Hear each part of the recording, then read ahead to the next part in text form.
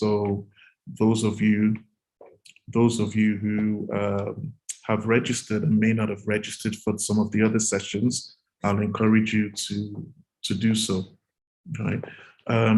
So we're starting to collaborate a bit more with TED Fund and other agencies for looking at the required infrastructure. You know, I know one of the things that TED Fund is very passionate about at the moment is having a repository for electronic theses and dissertations. And that's great that there's a drive to do that. But what we also know as well is that these repositories need to adhere to global standards and global practices in order to be sustainable. So again, it's still very important that TED Fund and agencies are working with other stakeholders like NRENs and the community, you know, to ensure that whatever infrastructure we're putting in place has the buy-in of all the stakeholders and the sustainability. It's a sustainable infrastructure.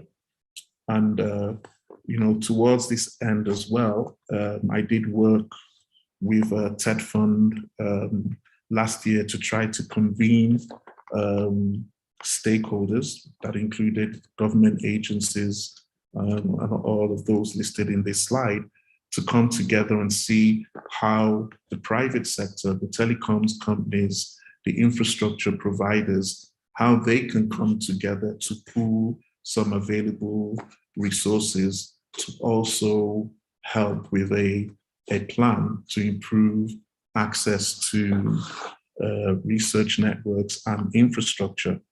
A meeting did hold in early November. TED Fund did actually convene a number of stakeholders and got a lot of directors of ICT together to have a discussion. Although I personally didn't think it dealt enough with coming up with a plan that some of these stakeholders could contribute to. You know, an example being the high cost of data access to online resources. You know, I firmly believe that there are ways that telecoms providers can come together to provide zero-rated data access for students and researchers that are accessing educational resources online. And that can be an interim solution as we look to build the underlying infrastructure and connectivity pipes that really make education, online education, open research, open access viable. So I think those infrastructure collaborations driven by all the different stakeholders is also very critical for moving forward. And again, I hope we can discuss that a little bit more. So those were the calls to actions. And again, some developments that are sort of incidental to the symposium has been one that the executive secretary has been appointed as the Nigerian NREN ambassador by WACREN. That is good because what it means as well is that the executive secretary, because he now as an NREN ambassador, has some roles to play in terms of research and education networks. We're hoping he can marry his responsibility and role as an NREN ambassador with what he does as the executive secretary in TED Fund to start to marry activities together that both sides are basically doing. So I think that's a very pertinent development. Another key development was, I think this happened on the 10th of January, the Nigerian Identity Federation has been accepted into EduGain. And for those of you that may not really understand what the importance of this is, the afternoon session is actually dealing with that. And I think it would be very important, very useful for people, both technical and non-technical, to get an understanding of why identity federations are important in your practice of open research. But we've been accepted into EduGain. EduGain is a global identity federation. And essentially what that means is that we can facilitate more collaboration with researchers globally and actually have access to more services and applications that are used by the research and education community globally. But again, there'll be more details about that in the afternoon session. So the Identity Federation frame infrastructure that we have already is being strengthened. And again, we'll be talking about that in the afternoon session. And in addition to that, LibSense is still continuing to work and is still heavily involved in building capacity, looking to deliver workshops, particularly for librarians and researchers, and they're still engaged in developing documentation that can be useful for open science practitioners to leverage. So one of the current activities that we're involved in is the infrastructure working group of LibSense, of which I'm a co-chair, is working on a paid persistent identifier strategy for Africa. And what we mean by that is all the publications and artifacts that we have, how do we best index that information as and when we're putting them into repositories? What kind of indexing are we going to be using? Will it be a combination of different persistent identifiers? And again, we're coming up with a template strategy for that. And even when it comes to developing institutional and regional repositories, there needs to be an associated identifier strategy with those repositories. So it's just good that LibSense is still continuing to actively work in this area. Right, so I think my final slide is, well, from call to action to implementation. How do we move from call to action to implementation of action? So I'll be really looking forward to presentations by other speakers and contributions of participants to that question of moving this forward. So these are not just another series of presentations that don't move things along. And be happy to hear some of the feedback and suggestions from participants. Just for more information, there are links to the presentations that were made in the symposium in the past, and some of the recordings and the actual reports on the outcomes of the symposium are available. And then basically some contact information for those of you who may want to make some direct contacts with Eko-Konnect. So on that note, I'll say thank you for your patience. Thank you very much, Owen, for that.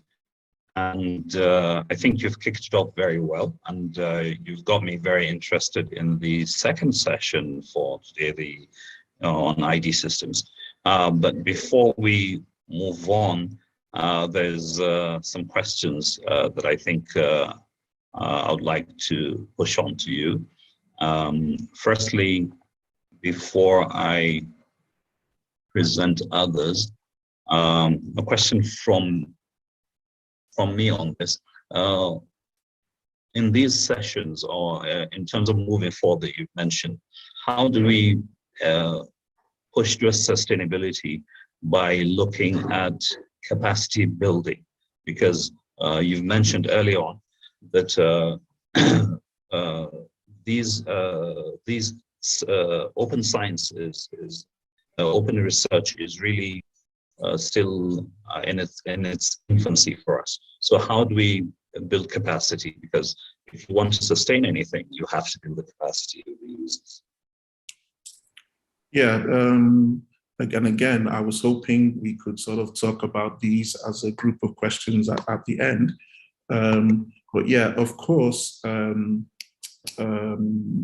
know, like I alluded to in my presentation, we continue as Eko-Konnect to run a series of webinars to push open science advocacy and practice. We're doing that through a lot of webinars, but we recognize that a lot of on-the-ground training in situ is also required.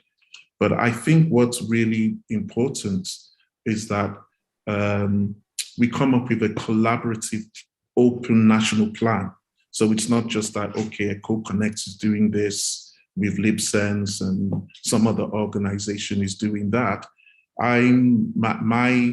My thinking is that there's a kind of holistic, overreaching way in which we can actually create the open science awareness and also look at ways of effectively pushing that awareness and skills through webinars, face-to-face training, on-campus training, train-the-trainer programs. So there are a lot of different ideas that we have, and there's a lot of contributions that I know people from at least organizations like LibSense that I'm aware of and UNESCO can contribute to that. My interest is looking at how we can do that in an effective, holistic way. So for example, we come up with a capacity building plan that takes place across all the geopolitical zones. And in some ways that can possibly get some funding. In some ways, other consultants and open science experts can contribute to a program that is sort of got national impact. And I think that that's really where I would like things to go. I know TED Fund, for example, would do a lot of things with training and research. And I'm thinking that the TED Funds, the Eko-Konnect, NGREN, other organizations, FME can come together, you know, maybe we have a working group or something. So we come together and articulate a plan for 2022 towards that capacity building.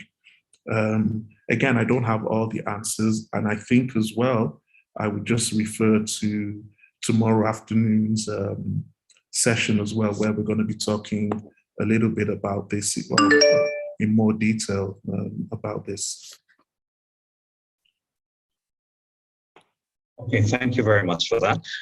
Having said that, I have some hand raised, but I wonder if we should move on and take the questions at the end so that we have a discussion. I think it's better. So, Malam Ahmed, I think we will move on to the next presentation and hold on to your comments and questions. Thank you very much.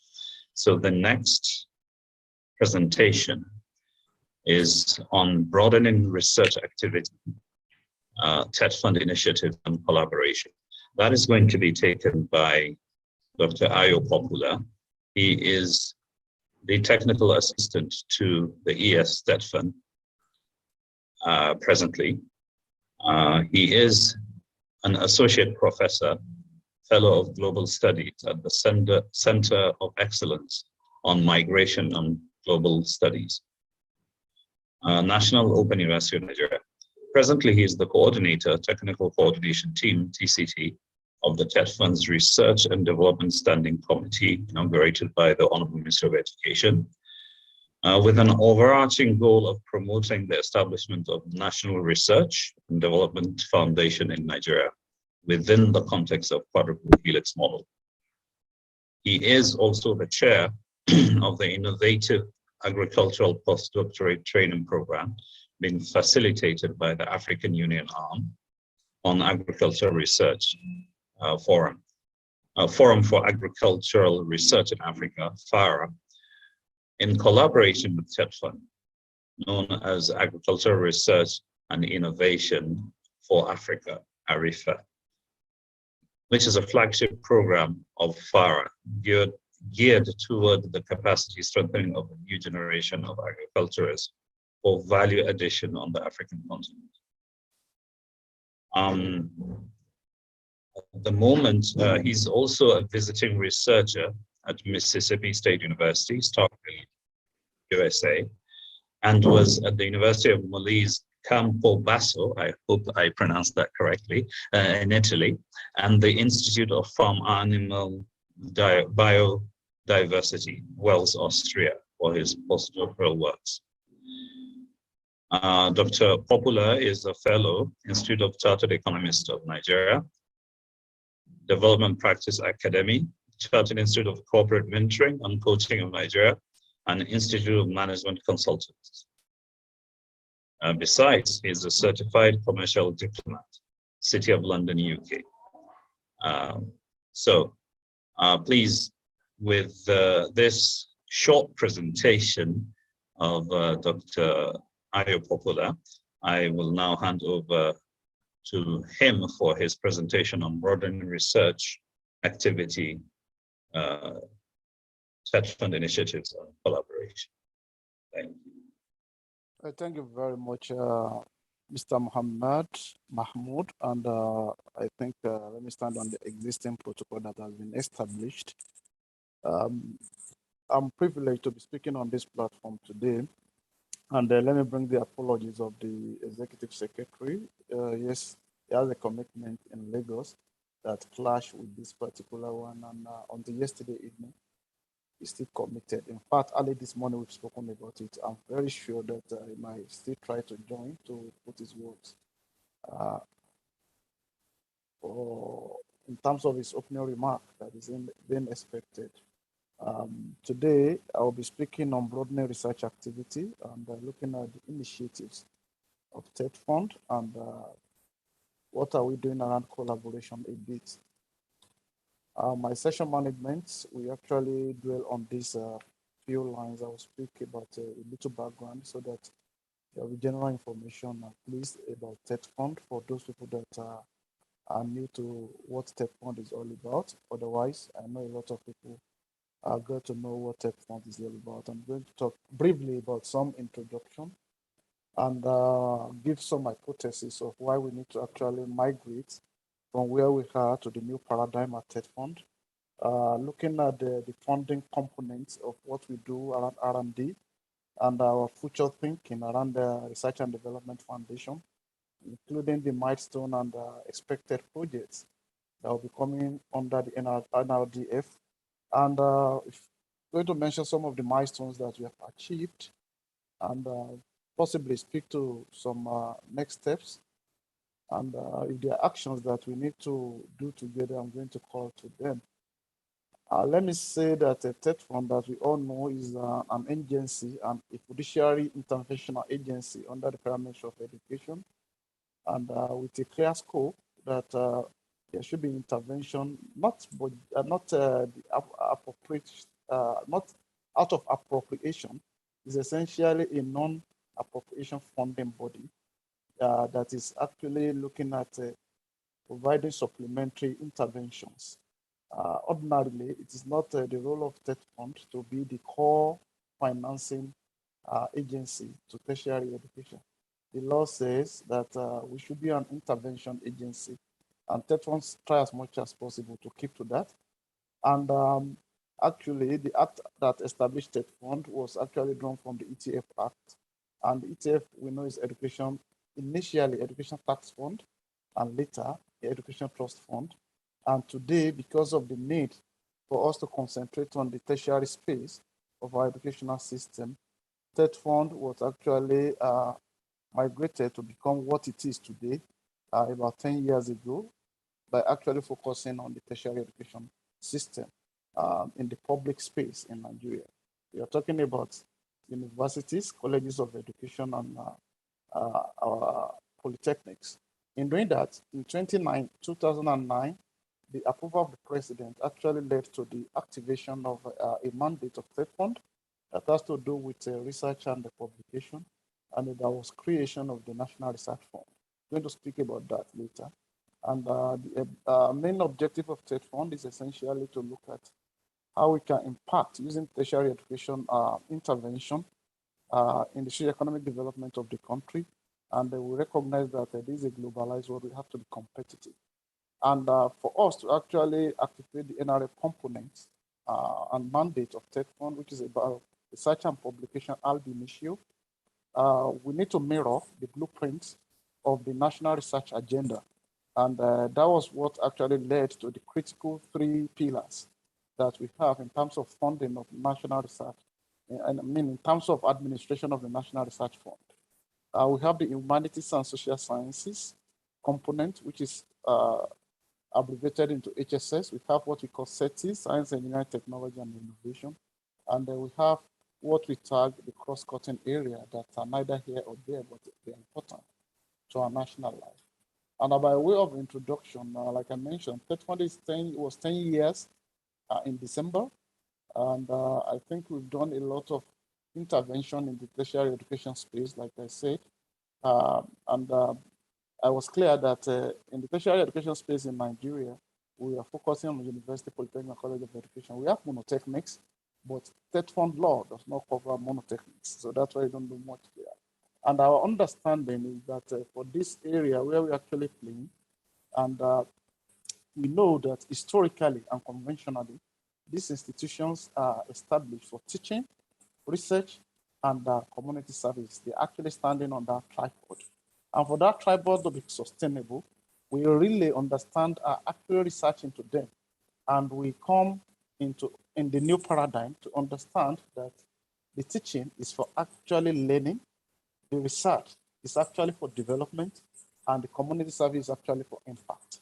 So that is what we are trying to say, that we are going to be committing more financial resources to making sure that the anatomical teaching is actually translated to physiological learning. If they are teaching and there's no learning, I don't think we're actually giving back. And the same thing we're going to be doing for research. Research has been there, yeah, a lot of theses have been on the shelf and stuff like that. Here we are now, and our new focus is to make sure that, yes, we view research as the anatomy, and the physiological component of it will be development. The same thing for community and impact going forward. And structurally, we understand the tripod of innovative development to be driven by STI, and we play around that, around that space in our national economy. And we know definitely that the UN system globally, we recognize sustainable development. And we've been able to detail and disaggregate the sustainable development into another tripod of research development and the knowledge management as the enabler. And forward looking, we are looking at a globalized economy, like I mentioned, in one of the objectives of State Fund, and look at a global competitiveness. And that can actually be done when we have research that actually translates into innovation and enterprise. So those are the new thinking at State Fund. And like I mentioned to you earlier, we need to understand the status quo before we can be saying what we are intending to do going forward in the next decade. Presently, about 202 universities.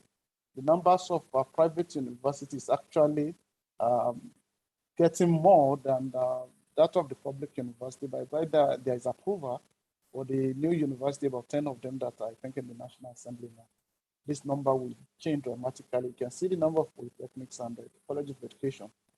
In all, about 500 of them, and actually we try to challenge ourselves to look at what are the contributions of these institutions to our national economy. And until when we are able to answer that question, then it means we cannot maintain the status quo, the paradigm has to shift. And for us, we have an hypothesis to believe that, yes, the country is being run the way we've been running it since 1960, but our new thinking under the paradigm shift is to look at the country and challenge everybody that is the stakeholders in this country, particularly the academia, and in retooling the country towards sustainable development and global competitiveness, leveraging knowledge economy models through research, innovation, development, and enterprise.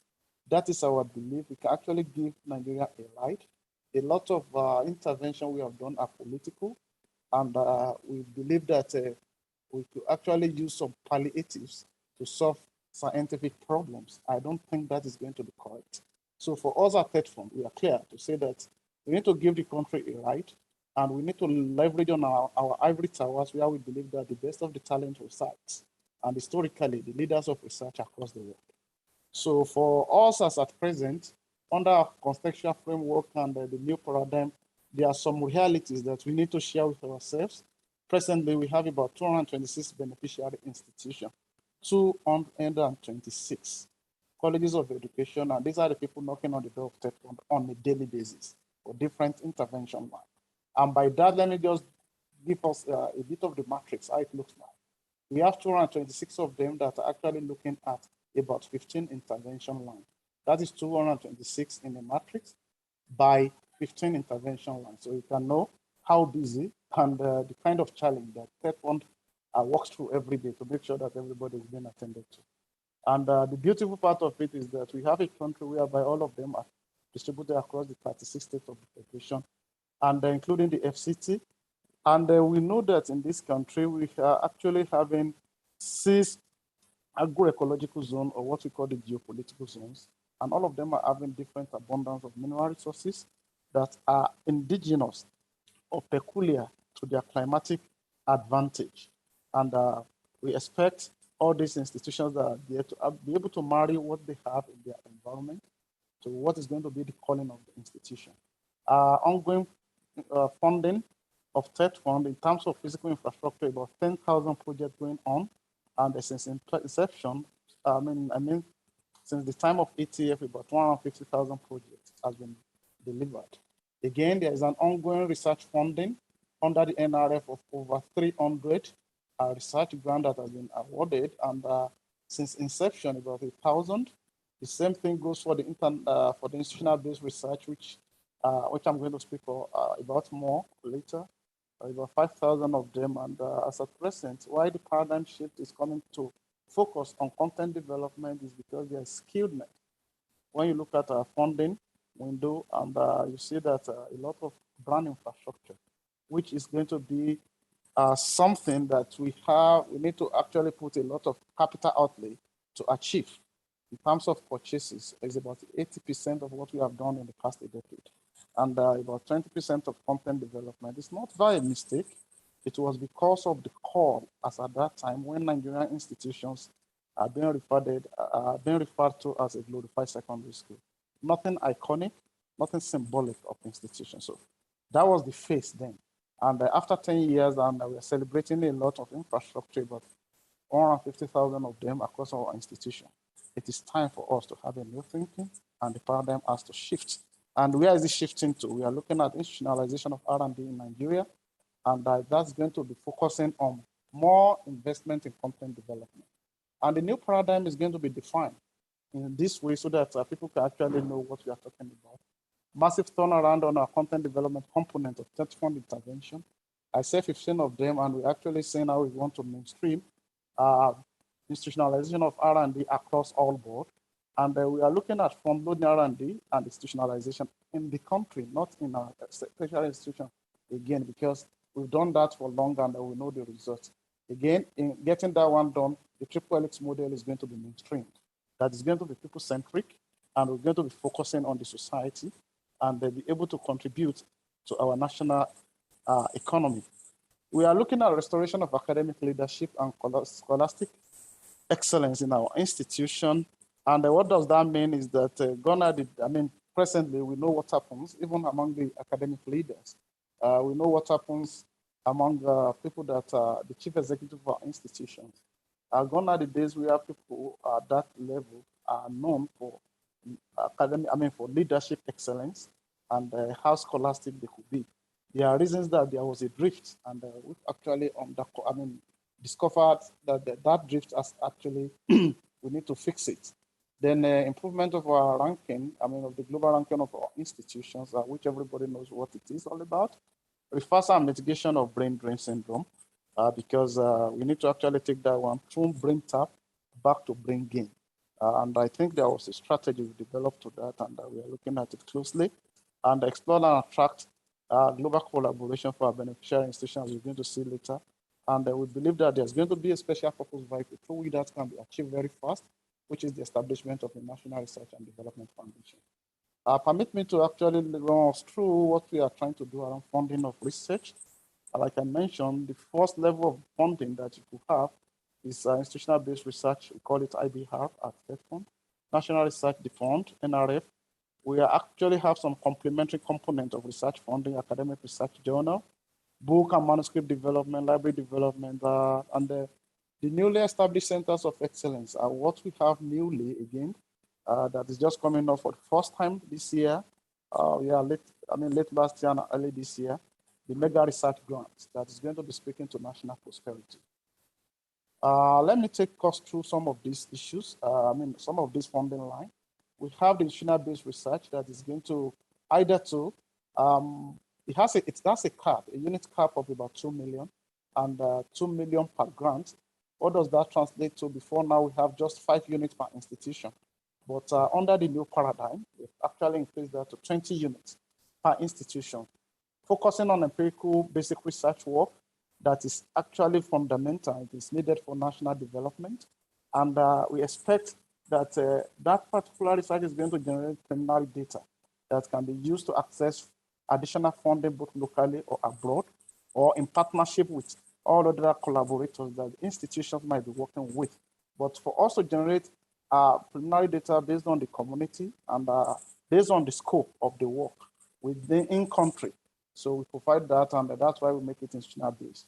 It encourages students to actually do and support their thesis work. And for everybody that might need to interface with this particular funding line, provided a collaborative platform for research work, joint student supervision, and actually leveraging on some shared facility for R&D. After that, I'm going to be taking us through the National Research Fund, which is the major one, a cap of 50 million naira per grant. I think this is one of the highest singular grants that is being provided for R&D on the continent of Africa when you look at it country by country.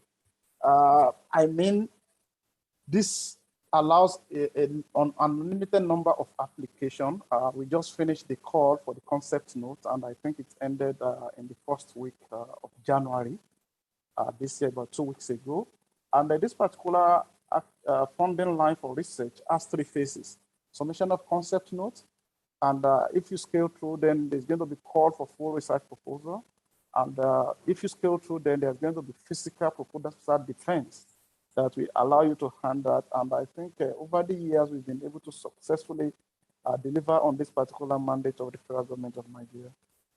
The focus here is going to be on problem solving, multidisciplinary translational research, and we are looking at applied research that can actually solve some of the problem. And our topics, based on the selection criteria, should be aligning to our national priorities and needs as a country. It encourages teamwork because it's not about a particular researcher. It must be a research team and must be led by a very senior academic as the PI, which is essentially the principal investigator. We are encouraging that it must be focusing on cross-level helix model, whereby there's an advancement of knowledge between academia, industry, private sector, and the society. And the areas of interface is very huge for both private and public people that are in the space of R&D, serve as a principal investigator if we are from a beneficiary institution. But private university can be a co-investigator or part of the research team. It could lead to joint publication because we have a component of that work that allows you to publish. Even if you want to publish in Nature, as high as $5,000, it could be achieved under that because it's 50 million naira. Then opportunity for international conference and enhanced remuneration because we allow research personnel to have a component of it as a personnel cost or a stipend. And you can actually publish in high impact journal that's going to support your more citation. Let me show us part of what we have done around NRF since its inception. You can see what happened in 2012, number of proposals called and the number of proposals approved. It's usually very, very, it's very, very competitive. You can see 119 to 13, and in 2013, 51 to 20, 2014, 2015, 2016. Between 2016 and 2017, and 2019, that was the period Professor Bogoro was disengaged from TED Fund, and somebody else was in charge. And that was the consequence of that particular change at that particular time. There was no research proposal funding. There was no research that was funded by TED Fund in 2017 and 2018. Upon its return in 2019, you could see that from the proposal that was received, you could see the high jump, or let me say, the geometric progression you can actually notice in the number of approved funding for R&D, which is around 128 in a single year. So if you look at everything combined together and what was achieved in 2019 again, alone, you can see the difference. And these are the kind of batches and the distribution in terms of the areas of focus: science, technology, and innovation, human, social sciences, and cross-cutting issue. Naturally, we have seen that the science, technology, engineering, technology, and innovation usually takes the lead, and this is the ratio. More importantly, to update this particular data, I just got this new data this morning, and you can see in 2020, about 227 grants were awarded, and in 2021 call, the last call, we've just received about Dr. Popular, sorry to interrupt you. You have 5 more minutes. Okay. 5 more minutes. I got deep into your conversation, so I nearly also missed the time. Okay, so I think that's usual. I have 2 slots, so if I can finish up today, otherwise I'll continue tomorrow. When the time is up, just let me know. That will be fine. Thank you, sir. So in 2020, what we try to achieve is that instead of 128 grants in 2019, it's almost double, and I will move on to 227 under this same regime and of leadership at TED Fund. And in 2021, we've just received about 4,810 concept notes. And you can see the spread even without us starting the analysis. We have 3,124 under science, education, technology, and innovation, 3,000 plus. And we can calculate that percentage, 986 in HSS, and the 700 in cross-cutting. These are going to be the concept node that will be processed to the stage of a full proposal. And from there, we can actually have those people that will go in and win our award this year. I will say that there's no way we want to actually communicate the outcome of our research without academic research journal. And that is complementary to the funding. And what TED Fund is doing is to actually look at academic research journals as a very huge gap in the country and try to start funding it directly, establishment of these kind of journals in our tertiary education space. So what we are looking at is to encourage development of nationally acclaimed or internationally recognized journal. And complementary to that, again, TED Fund is establishing academic publishing centers, 6 of them in Nigeria, to make sure that you can go in there, you can publish high quality journal, and you can actually have your work, your scientific outcome communicated globally. Competitive publishing and publication costs, and it allows people to enhance joint research work and collaboration. Although, again, we are more importantly looking at promotion of our metrics of local and international citation going forward because of our national feasibility and in fulfillment of one of the purpose that was read the other time, global ranking. For webometrics, we know definitely this is very core to the ranking of our institution. Support development of national repository for open science and access. I think this is core to our discussion. And we are looking at cost-effective manuscript processing, publication, and development of new journals. So that will allow us to communicate our outcome of science. And notwithstanding that, we look at it that as of today, we have many fake content, or let me say, a not fit for purpose content that people are being used in our tertiary education space because many of the lecture notes might look like maybe just copy and paste from other clients. So we are looking at development of books for our libraries that is going to be based on our local content and focusing on our national realities. So, and in doing that, we're going to be looking at conversion of manuscripts from our researcher to books conversion of thesis to books and digitization of this process, and promote academic leadership altogether. For all of this, we could actually interface in the space of being a co-author, and is an opportunity for anybody that is a co-author to actually publish at almost zero cost. And definitely, invariably, the two of them I've just mentioned will lead to our library development, which is another intervention line recognized by the Board of Trustees of TETFund. We are moving and migrating to e-library, and then making sure that ultimately the new paradigm shift will see our library transforming from a library to international resource center. That is our dream. That is our thinking.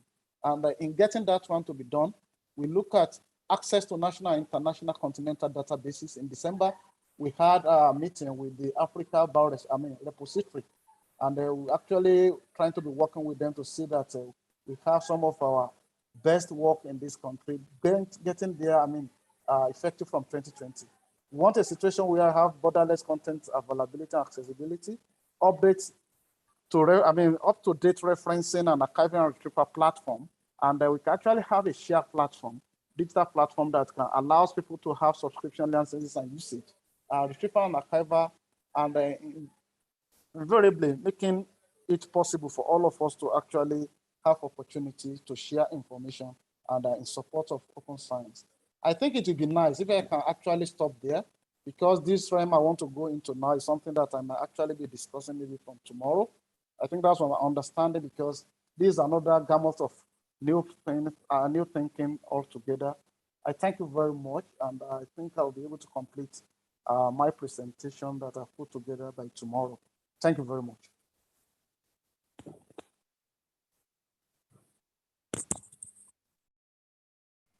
Thank you, Dr. Ayo Popular. Thank you very much. TETFund is really an elephant in the room when it comes to the discussion of open science and research. So it's really good to hear from you, and definitely would hope to hear more as we progress in the question and answer session, and also tomorrow, as you've mentioned. Thank you very much. So again, we would move on so that we take the last presentation in this session, which is by Omwar. He's taking strengthening open science outcomes with LibSense. Omwar has been offering consultancy and management support to research and academic institutions in Africa for the last 20 years. He is currently the Chief Strategy Officer of the West and Central African Research and Education Network, WACREN, where he drives strategic growth, developing partnerships to sustain initiatives in its constituent NRENs, and facilitating plans for the future. He's the creator of LibSense initiative. He has been working with sister regional African RENs, ASREN and UbuntuNet Alliance, several national RENs, library associations, universities, and research communities in Africa to build communities of practice and strengthen local and national services to support open science and research in Africa. Other partnerships, other partners in the LibSense initiative include COAR, IFL, University of Sheffield, the National Institute of Informatics, Japan, Giant, and OpenAir. So without further ado, I hand over to Omar to do his presentation on strengthening open science outcomes with LibSense. Well, unfortunately, Omwar is not here. He just messaged me on WhatsApp.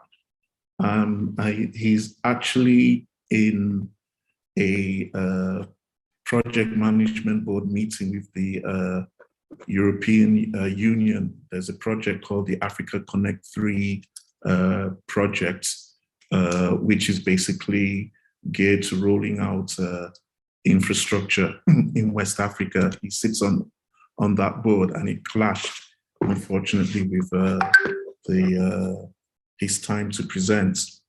But what's interesting, I think one of the things they're actually deliberating on is potential funding for establishment of pilots, national repositories in the region. So that's really very interesting.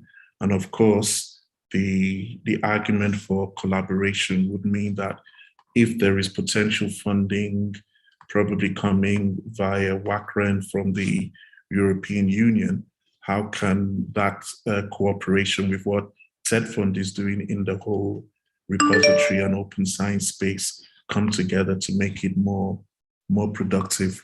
And those are really the interesting things. What I will do, however, is just for the participants, I will put a link in the chat to the presentation he actually made at the symposium, the national symposium that was held. And so hopefully people can have an idea of what he talked about and what he was hoping we could do moving forward. So I think what we can do is maybe look at the questions and answers and maybe spend the next, the last 30 minutes sort of talking about, okay, how can we move forward?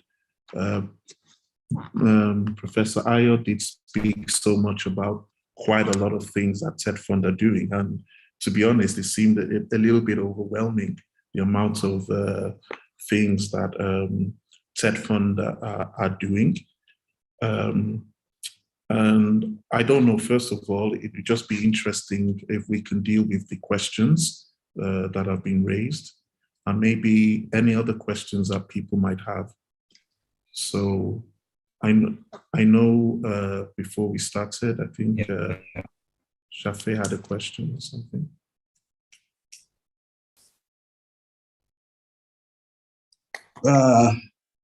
Good morning. I think we should go on with the questions. Before that, Ahmed. Yes, thank you very much. Actually, mine is not a question, but a contribution.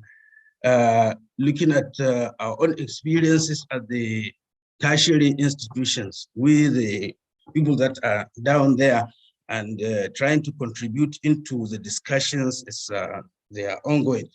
Actually, the issue of open science is really a very vital concept that needs to be fully promoted in Nigeria if we are to take our rightful place as a player in global research community.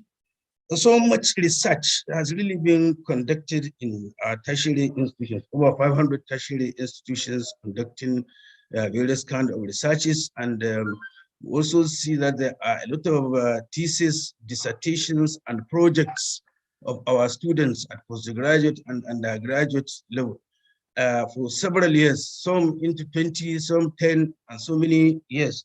There are also conferences, proceedings, seminars, unpublished research. All these are contents that exist in our tertiary institutions that, very little is known about because of our inability to share these contents. So it is not only about generating the contents, but having access to that content. And tertiary institutions, the campuses are the building blocks where all this research is done, where the actual researchers are also located. But it appears like in all these stakeholder, collaborations, the campuses are the least areas where we focus our attention towards making sure that these contents are rightfully accessed by the global community. Today, technology is really the way to go. If you really want to collaborate, you want to share. That is why we're talking about EduGain, edu.id.ng, and the rest of the identity federation that we'll be talking about later on. Now, these contents as they exist there, and all the stakeholders that we have, we really need to really make our campuses strengthened in such a way that these things can be accessed. And the major challenges that we face in Nigerian tertiary institutions is not really about the contents, but how to get the content to the global world. And three basic things are really the key challenges that are being faced in there, in addition to others. And these are: one, infrastructure, campus network. They are very, very poor. So in many of the institutions, they don't even exist. It's very common to find a tertiary institution in Nigeria, more than 50 to 60% of them with less than 10 Mbps of bandwidth capacity for the whole campus of thousands of students and researchers. You now also look at the issue of capacity. We hardly pay much attention to the actual technical capacity that is required to make sure that these networks are really resilient, available, and accessible, and are maintained 24/7. Most of the interventions that we normally get in this kind of capacities come in terms of productivity tools, Microsoft Word, Microsoft Excel, but the actual making sure that the network exists and are available so that the contents cannot be shared is not there. Same thing with policies. You know, the contents are there, you can have repositories, but as long as you don't have a policy framework that guides how you now develop the contents, then you will not be able to go very, very far. We are now talking about national repositories. Yes, national repositories should exist, but such repositories should just be harvesters of the contents or the metadata that exist in the institutions. If we are ready to be able to sustain these repositories, they must exist in the universities, in the colleges of education, the polytechnics, and then be harvested at the national level. So much so that the contents still reside and owned by the tertiary institutions. Otherwise, the whole ability to innovate will now be killed. Now, again, when you look at the funding that goes into these tertiary institutions in ICT support, in library development, TED Fund is probably one of the very few that is doing so much about this thing. But even then, the funding that is coming from there is grossly inadequate if we are really to move forward. Researchers today have got to be supported through the use of information and communication technology.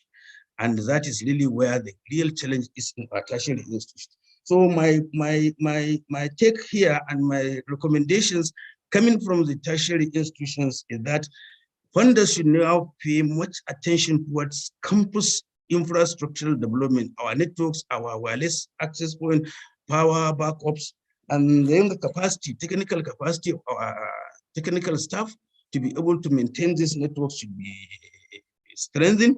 And then the policy framework that will guide how these repositories and other contents will be developed and shared should also be strengthened. Pay much attention to this, and the contents will keep pouring into the global community because the content is already there.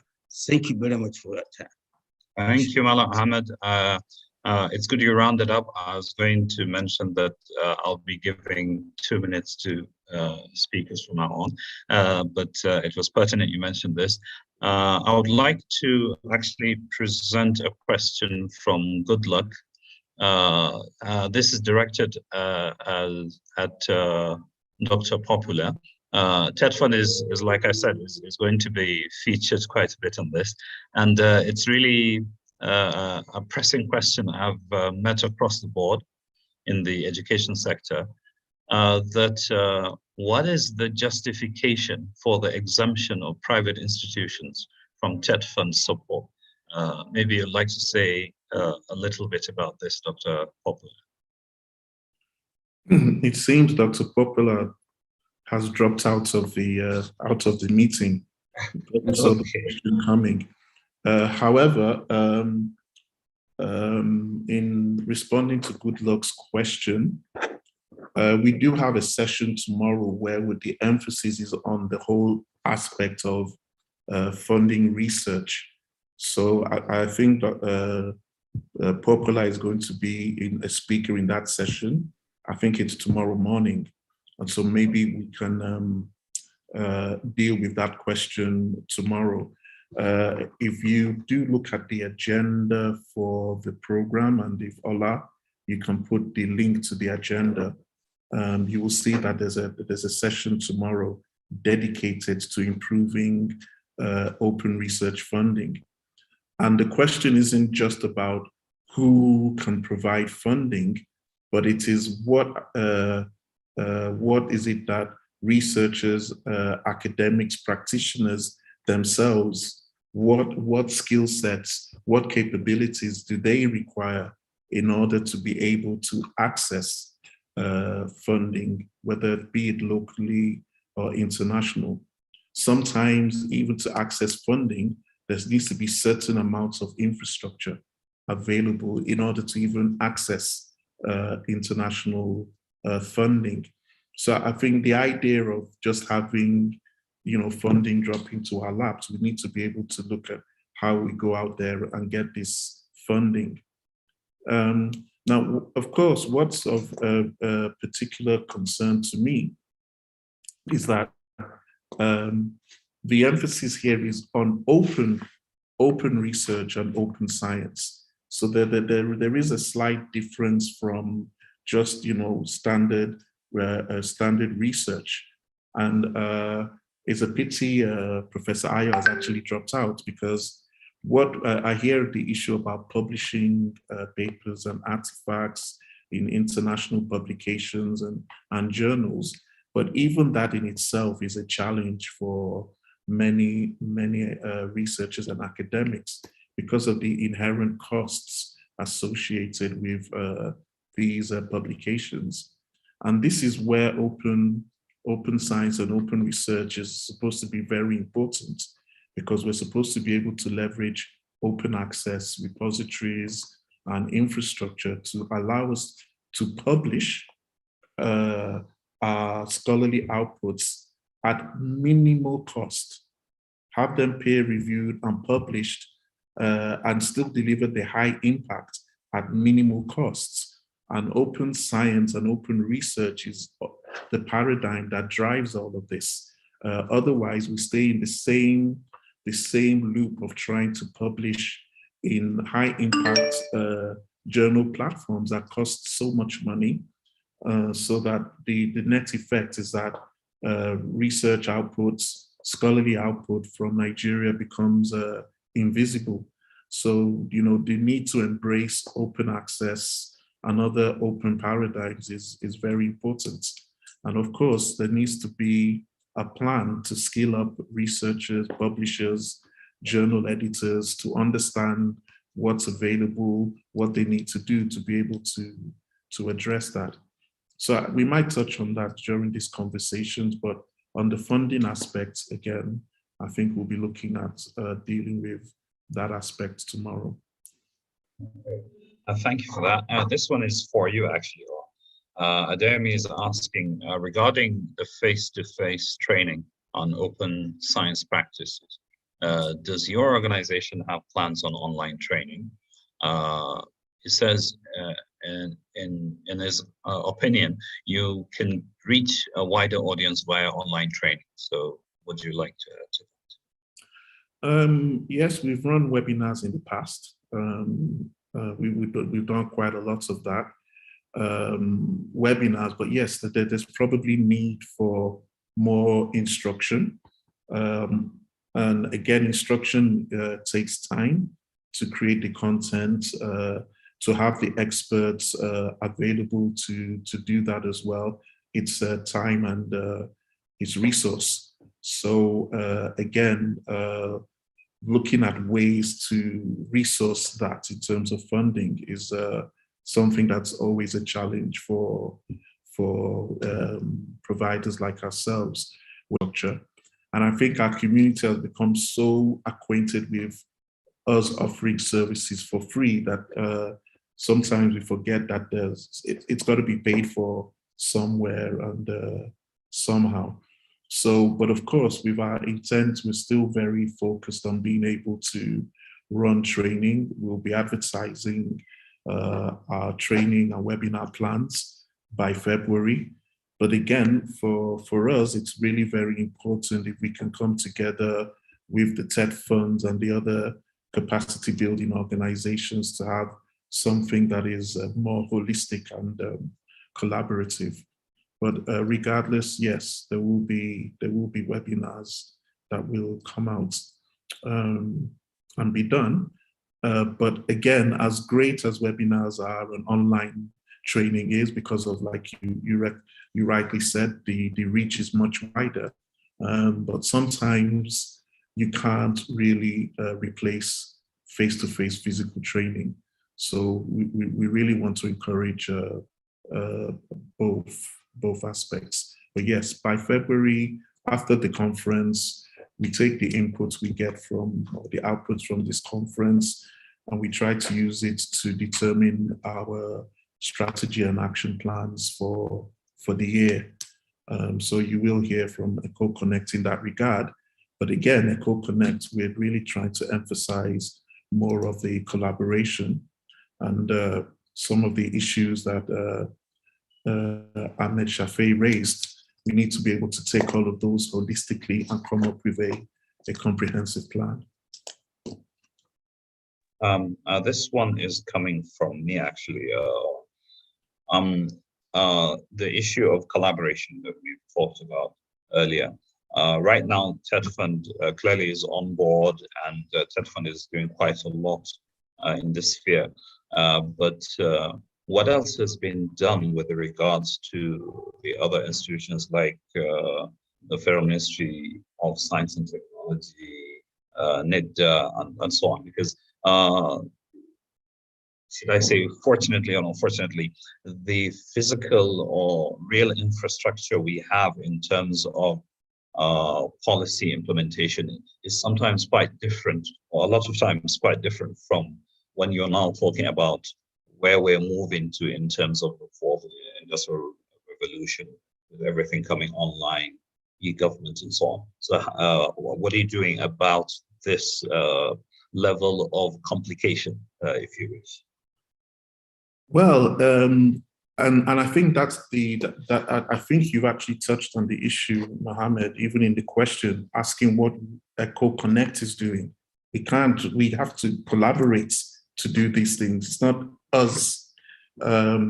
So, you know, I think there needs to be a platform where different stakeholders like yourself, Eko-Konnect, NGREN, NIDA, TEDFund, key members of the communities of practice from within the universities, polytechnics, and colleges of education come into some kind of working group to discuss this, because it's not a TEDFund thing or a NIDA thing or a Federal Ministry of Education thing.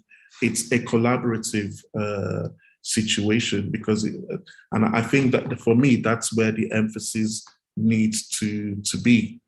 And I think, you know, like I said in my presentation, we have these calls for action. Okay, these are the things that we need to get done.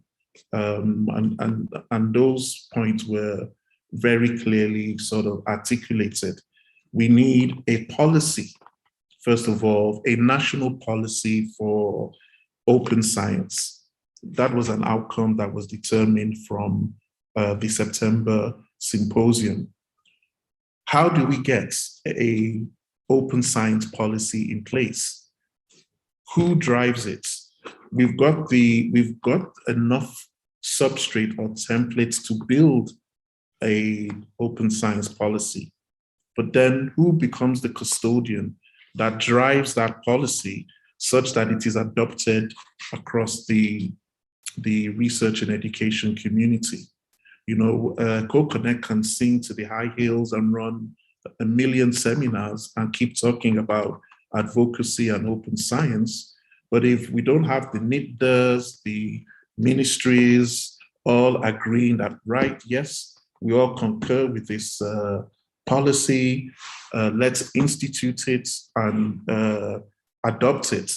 I think that is where we have the challenge, that there's not enough of the collaborative efforts to do that. It's always about what one individual, what one body is doing, or what one organization is doing.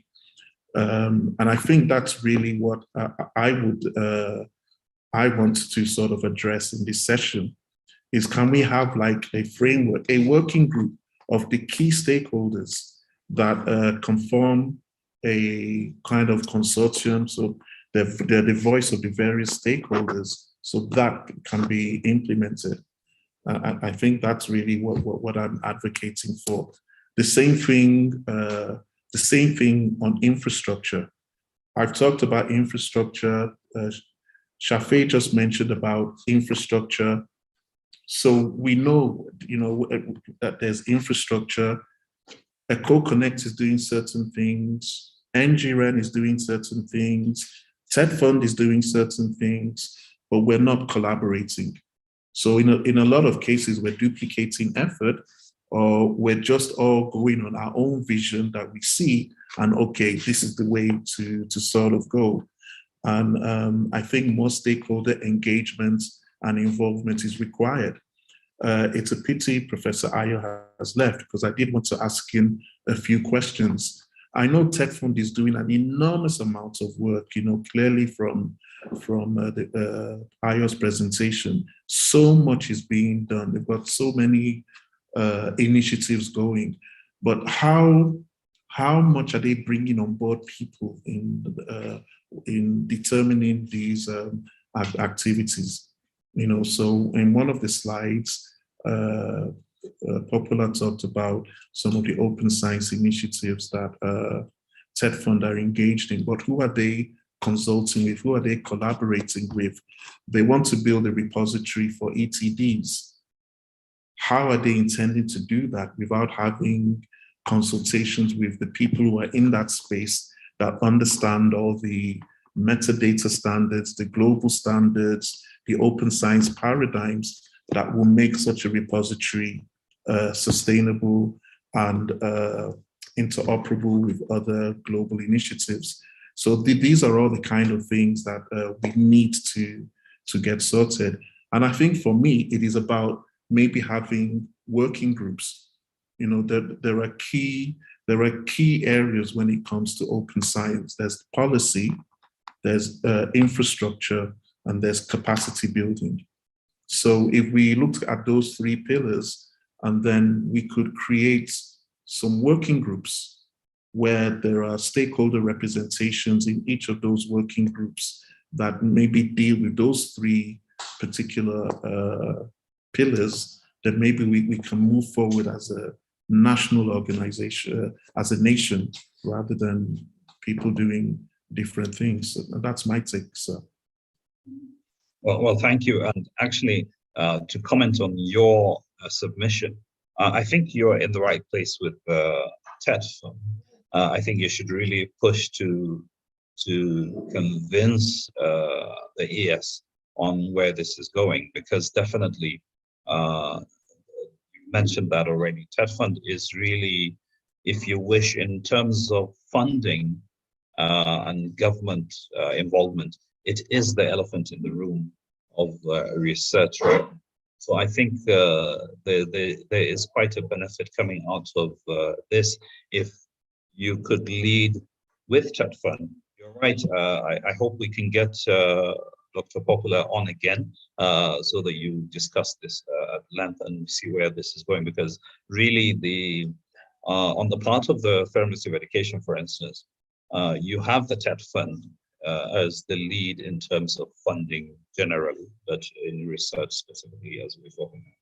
So my boss will listen carefully if the ES talks about this, and I believe something will come out of this. And then we see how this collaboration works with the other entities, like we mentioned.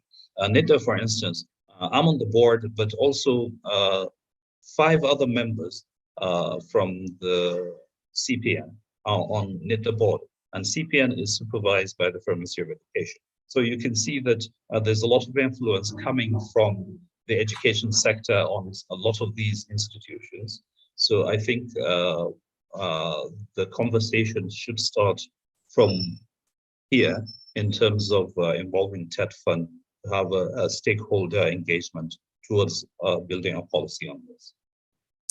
Okay, considering that you have the ear of the Honorable Minister of Education and your roles within NIDA and the Federal Ministry, Mohammed. I think we'd want to even have you very engaged in getting that kind of stakeholder engagements in place. You already have a kind of duplicate role in NIDA and the ministry. So you can actually co-opt NIDA into what we're doing. I could come in on behalf of NRENS, and then we'll need to get some key stakeholders from the community, you know, some librarians, some directors of ICT, and maybe some other parastatals that we may be ignoring, to discuss and come up with something we can present to the likes of the Executive Secretary and the Honorable Minister, who we all know they're all very well intentioned, but they do get very, very busy. So if they get something that is sort of endorsed by a wide stakeholder setting, then maybe that could move things forward. Okay, cool. I have another question from Ademi. Says, can we have some of the presentations archived in open source repositories like OSF? This for you. So right. Right, Ademi, I'm not sure where you're from, but you're asking all very interesting questions. I hope you're coming for session 4 of the conference, spawning open science communities on campus, because a lot of, you can really go to town with those questions. And I think a lot of the experts in the open science space are going to be in that session. So since you said yes, you will be joining, I'd like to defer that question to tomorrow afternoon, where the real knowledge experts can talk to you about that. But suffice to say that yes, we are looking at ways of doing face-to-face training. Yes, we're trying to look at how that can be done and get some of the expertise in place. Okay, thank you, Owen. It's like we've shaved off 7 minutes, and I think the next session is starting at 1 p.m. Am I correct? Yes, it is. Very interesting session, actually. This session is on education identity, and I hope I can stick around for that, because there's quite a bit that myself and the director ICT, Abubakar Isa, are doing in that, and I'm sure we'll have a conversation when he gets back. So this is just a heads up for you, Owen, and everybody else. Okay. But I will try to attend. All right. I will try to make sure that allow you make sure that Mahmoud can basically attend that session this afternoon, because I don't know if he's registered or not. But we've got 6 minutes left. Before we give thanks to everyone, does anyone have any questions or any comments? Yeah, there's a question from Matthias Gabriel. Should we be concerned about the parallel categorization of the institutions and their research outputs thrust? This should be considered at this period of block building. Okay, this is a little over my head. Owen. Right. I'm also trying to understand, should we be concerned about the parallel categorization of the institution? This should be considered at this period of block building. I don't quite understand that question myself, Matthias, but what I will do is maybe we'll allow you to talk, so you can put that question to us a bit better so we can understand. Thank you. Good afternoon, everybody. The question is that we are considering universities, polytechnic, and colleges of education. If you consider... Where are you from, sir? Oh, sorry. I thought I had introduced myself. I'm really sorry. My name is Dr. Matthias Kassan from Ahmadu Bello University area. Okay. Yes. The question is this. Each of the three tiers that Popular spoke about may have a different direction to which their research outputs are prioritized. The university system may operate the same, Polytechnic as will operate the same, and College of Education will operate the same. So at this level of our discussion, will it be possible that we recategorize this so that the university will have a homogeneous operating, the Polytechnic the same, and then finally the colleges of education? That is the question. Thank you. Right. I will still say I'm not really an expert in this because I don't really come from the research community. My role is primarily building infrastructure, and it's a pity that Professor Ayo has sort of dropped out of the meeting. But in terms of having homogeneous systems and practices, I mean, that ought to be the case. And if it is not, it is all the more reason for the need to have these working groups so that the voices can be heard and articulate some of what you just explained. But my apologies if I can't really adequately answer that question at the moment. If I can add to what Owen has said, I think part of what the technology brings is that the answer the questions, do we really need either silo structures or categorization in terms of the research that scholars are doing? Or do we need what Ahmed mentioned earlier regarding infrastructure and availability and open systems? Because this is really what we're talking about. The technology we're using right now, Zoom, is based on several open systems, actually. So this is what we're trying to arrive at. Can we do stuff in the physical sciences and other areas together, removing the strata of is it a polytechnic, is it a university, and so on and so forth. Because at the end of it, the product, if you wish, that you're working on, it cuts across all of this. So maybe, like Owen has said, really the conversation needs to go on in the point of a policy statement, collaboration, that will come out of that to remove some of the impediments, if you wish. Some countries are dissolving, if you wish, university structures and trying to bring a better collaborative atmosphere in terms of how they do things. Harvard University is moving towards 10 million students at the moment online.